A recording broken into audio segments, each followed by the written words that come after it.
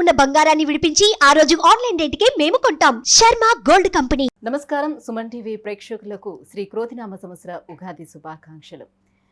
ఈ సంవత్సరం అంతా కూడా ద్వాదశ రాశుల వారికి ఏ రకంగా ఉండబోతుంది, ఆయా రాశుల వారి నవగ్రహాల స్థితిగతులు ఏ రకంగా ఉన్నాయి, వాటి వల్ల ఎలాంటి ఫలితాలు మనకు ఉండబోతున్నాయి అనే విషయాన్ని తెలియజేసేందుకు మనతో పాటు ఉన్నారు ప్రాచీన సంఖ్యాశాస్త్ర మరియు ప్రశ్నాశాస్త్ర నిపుణులు కృష్ణమాచార్యులు గారు.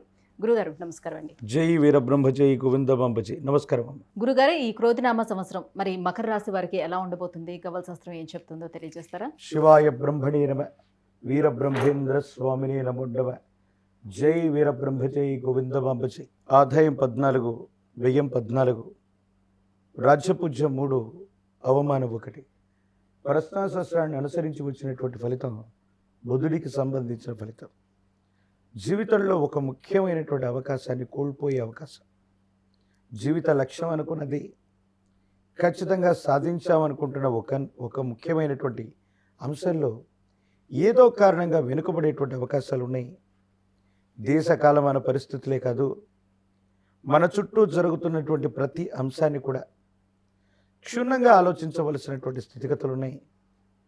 భగవత్ సంబంధమైనటువంటి అనుగ్రహం చేత జీవిత లక్ష్యానికి చేరువవుతున్నాం అనుకుంటున్నటువంటి సందర్భంలో ఏదో తెలియని ఒక అవరోధం మిమ్మల్ని ఆపివేయటం, ఏదో కారణంగా మీకు సంబంధించినటువంటి లక్ష్యాన్ని మార్చి తీరవలసినటువంటి పరిస్థితులు ఏర్పడతాయి.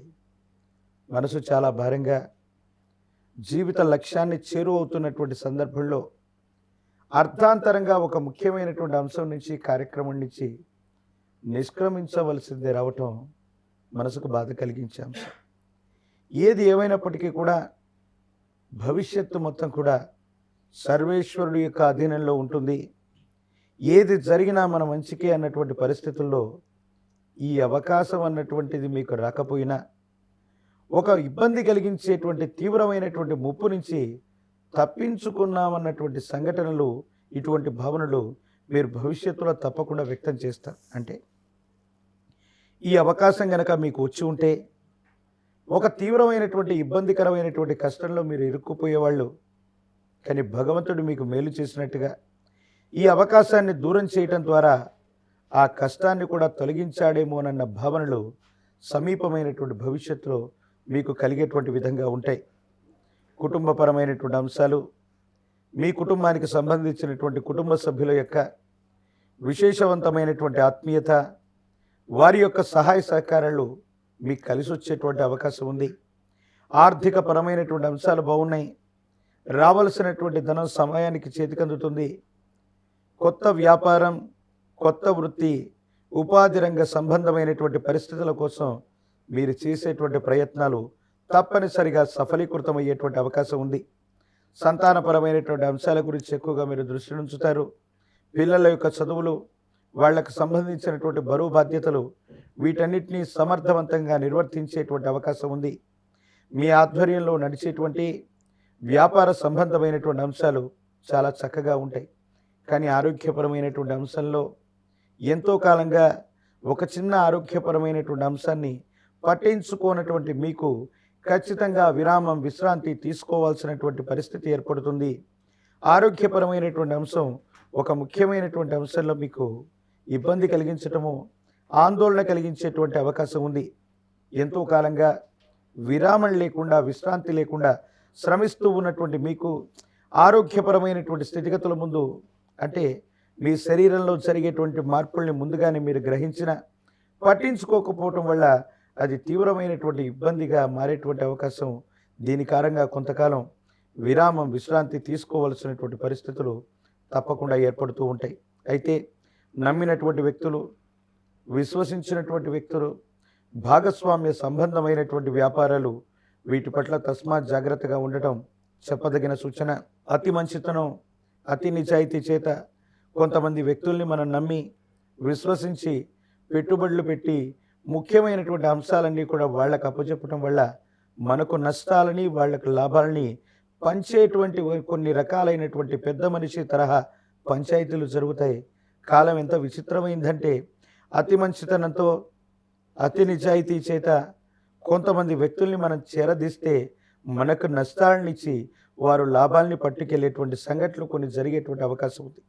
కాబట్టి ఇలాంటి విచిత్రవంతమైనటువంటి స్థితిగతులు ఉన్నాయి. కాబట్టి దైనందిన జీవితంలో భాగస్వామ్య వ్యాపారాల జోలికి వెళ్ళకపోవటం, ముఖ్యమైనటువంటి ఏ అంశాన్ని కూడా ఇతరులకు అప్పచెప్పకపోవటం, ఏ కారణంగానైనా ఒక ముఖ్యమైనటువంటి అవకాశం చేజారిన వెంటనే కొత్త ప్రయత్నాలు ఏవి కూడా చేయకుండా కొంతకాలం స్తబ్దుగా ఉండటం, ఈ చర్యల వల్ల జరగబోయేటువంటి నష్టాన్ని మనం నివారించుకోగలుగుతాం.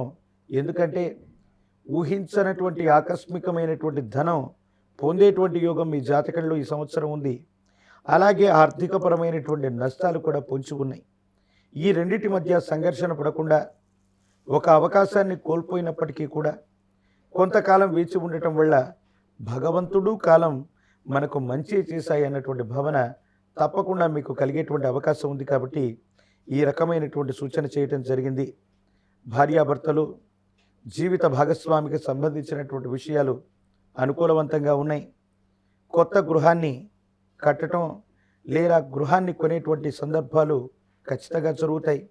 గృహంలో శుభకార్య సంబంధమైన సూచనలు తప్పనిసరిగా ఎంతో కాలం తర్వాత మీ కుటుంబంలో మీరు ముందుండి ఒక శుభకార్య సంబంధమైనటువంటి పరిస్థితిని ముందుకు తీసుకెళ్తారు. ఈ శుభకార్యం వల్ల జీవన గమనంలో అనుకూలవంతమైనటువంటి అన్ని రకాలైనటువంటి పనులకి శ్రీకారం చుట్టేటువంటి అవకాశంగా దీన్ని మనం పేర్కొనవచ్చు. గురుగారు, మరి విద్యార్థులకు ఎలా ఉండబోతుంది? స్థానచలనం అనేది ఉందా?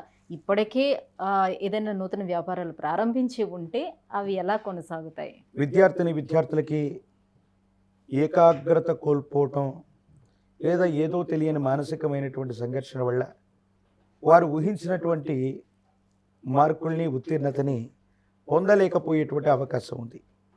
మళ్ళీ తర్వాత ద్వితీయ ప్రయత్నంలో మళ్ళీ అనుకూలవంతమైనటువంటి స్థితిగతులు ఉన్నాయి.